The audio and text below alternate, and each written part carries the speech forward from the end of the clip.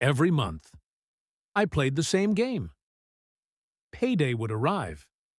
I'd look at my bank account and think, this is the month I'll finally get ahead. 2 weeks later, I'd open my banking app again and ask myself the same question. Where did it all go?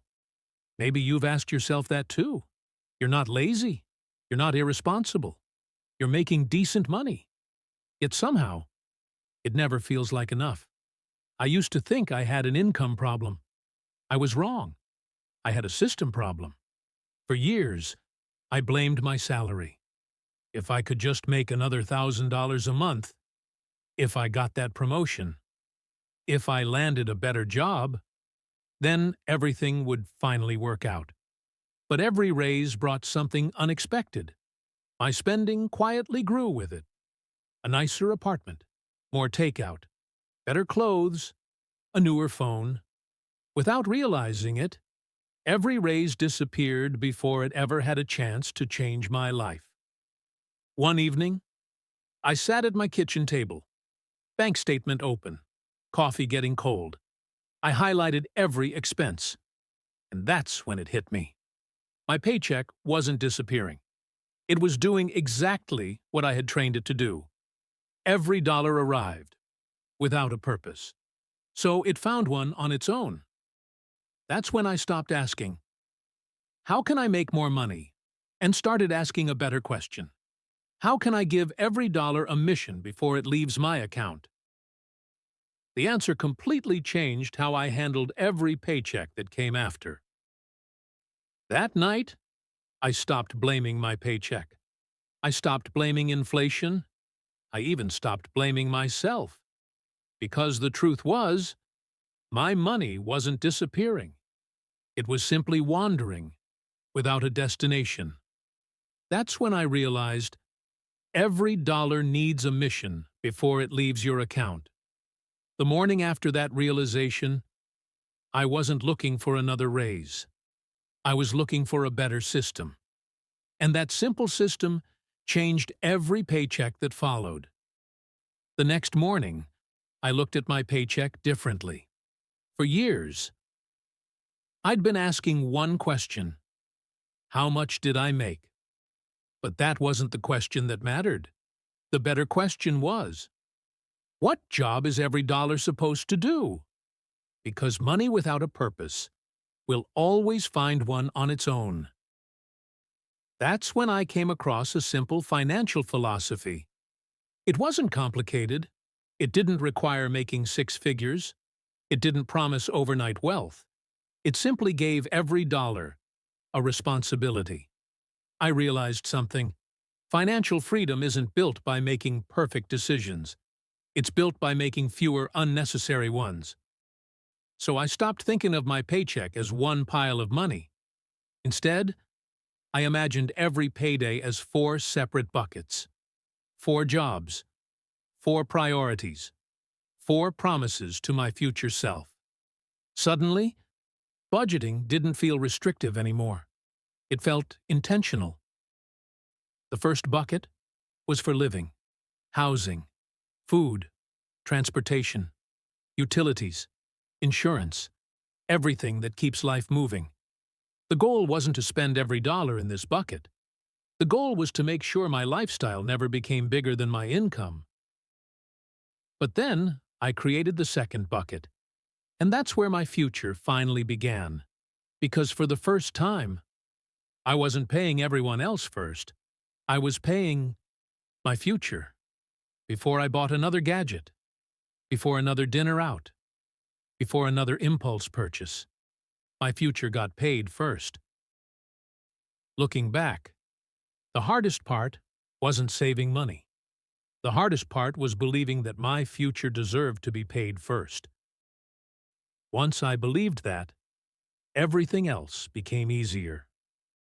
Next, I'll show you the 2 buckets that completely changed the way I think about money.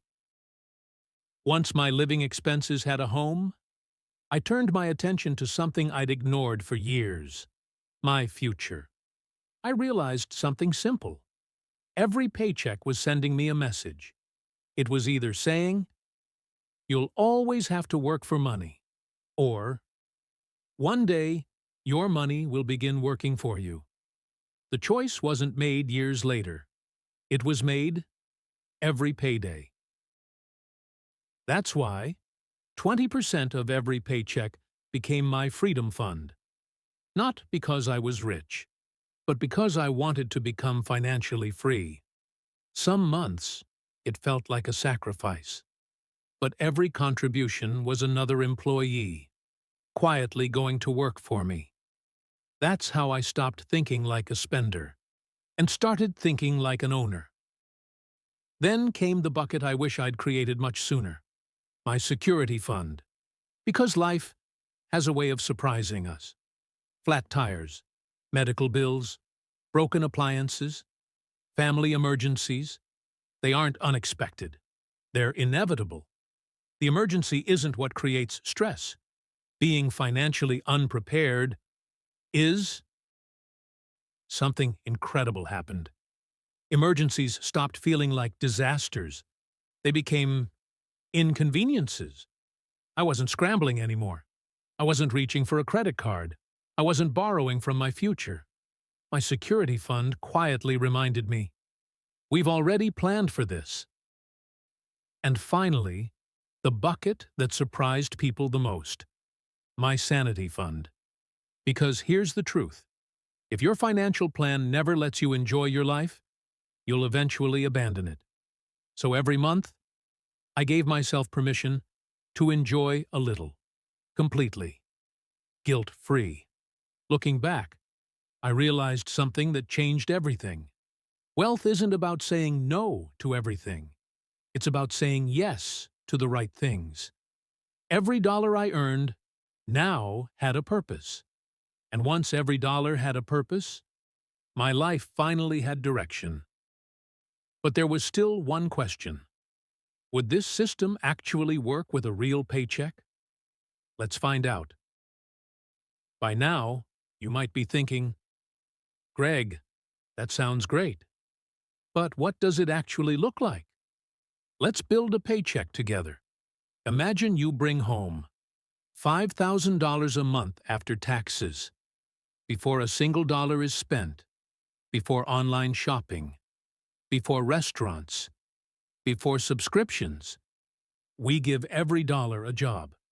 First, 60%. That's $3,000. This is your living fund, rent or mortgage, groceries, utilities, transportation, insurance, the essentials. Here's the important part. If your lifestyle consistently costs more than this, it's a sign to adjust your spending, not to hope for a bigger paycheck. Next comes the bucket that changes your future. 20%. That's $1,000. This isn't money for today. It's money for the person you'll become. Investing, retirement, building a business, buying assets. Every paycheck, your future gets paid first. That's how wealth grows quietly. Then, 10%. $500. This is your security fund. Life happens. Tires go flat. Air conditioners break. Medical bills appear. Instead of panic, you already have a plan. That's what this bucket buys. Peace of mind. Finally, 10%. Another $500. This is my favorite bucket. The sanity fund. Because life isn't just about saving. It's about living. Take your spouse to dinner. Buy that book you've been wanting. Enjoy a weekend road trip. Have your favorite coffee. When you plan for joy, you don't have to feel guilty about enjoying it. That's how a financial plan becomes sustainable for life. Here's what surprised me most.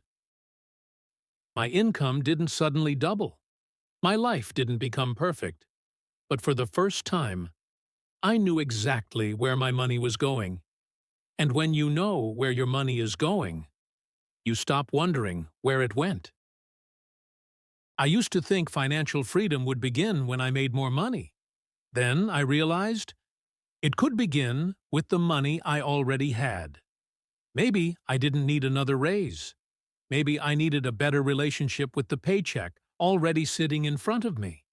Because if you can't tell your money where to go when you make $5,000, making $10,000 won't automatically solve the problem. It might just give your old habits more money to spend. So here's what I'd like you to do. Don't overhaul your entire life tonight. Don't cancel everything. Don't try to become a completely different person. Just run an experiment. Take your next paycheck. And before you spend a single dollar, divide it into 4 jobs: living, freedom, security, sanity. Then watch what happens. And here's the trick that made this work for me. I stopped relying on willpower. I automated it. The moment my paycheck arrived, the money moved. Freedom got funded, security got funded, sanity got funded, and whatever remained for living was the money I could actually spend. I didn't have to become more disciplined every morning. I simply built a system that made discipline easier. Now, one important thing, these percentages aren't a law. They're a starting framework. If your housing costs are high, adjust it. If you're paying off expensive debt, adjust it. If your income changes, adjust it. The point isn't to force your life into 4 perfect numbers.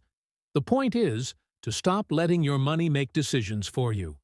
So here's your Greg Moneywise challenge. Before your next paycheck arrives, take 5 minutes. Write down your 4 numbers. How much will go toward living? How much toward freedom? How much toward security? And how much are you giving yourself permission to enjoy? Then automate what you can. Don't wait until the end of the month to see what's left. Pay your future first. Years ago, I thought being good with money meant never spending it. I was wrong. Being good with money means knowing what you're trying to accomplish with it.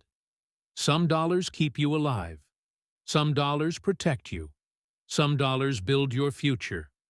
And some dollars are there simply to remind you that you're allowed to enjoy the life you're working so hard to build? That's not deprivation. That's freedom. If you're making good money but still feel broke, don't automatically assume you need more money. First, give the money you already have a job. Because the goal isn't to look rich. The goal is to become free. And freedom doesn't usually arrive with one giant decision. It arrives quietly, paycheck by paycheck, habit by habit, year by year. So start with the next one. Take care of your future, and your future will take care of you. I'll see you in the next story. If you enjoy calm, practical stories that help you build wealth one habit at a time, you're in the right place.